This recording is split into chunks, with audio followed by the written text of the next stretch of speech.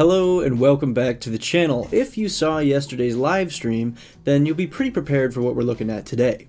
So I'm going to take all of the stock footage individual clips that I made for the live stream yesterday, and I'm going to show you how to export them as individual clips instead of as a whole project. So let's get into it.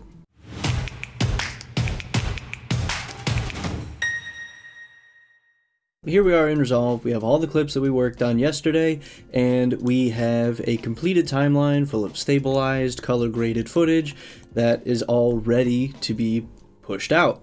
So what we're going to do is pop on over into our deliver page here, check individual clips, set our format that we want. So we're going to choose MP4, give a name here. So we'll say Shutterstock, and then we'll save this to a location. I'm just going to pop this into a new folder on my desktop, which I'm going to call stock footage. So hit enter, we'll select that folder.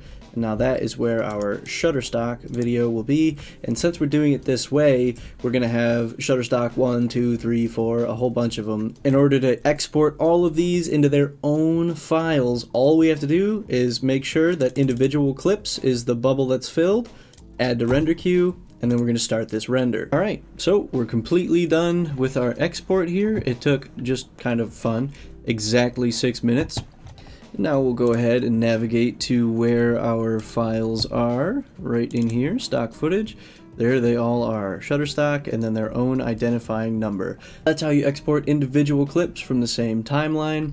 I hope that is helpful for you guys, and if it is, go ahead and drop a like down there below the video. Also, make sure you've subscribed so you don't miss any more content, and I'll see you tomorrow.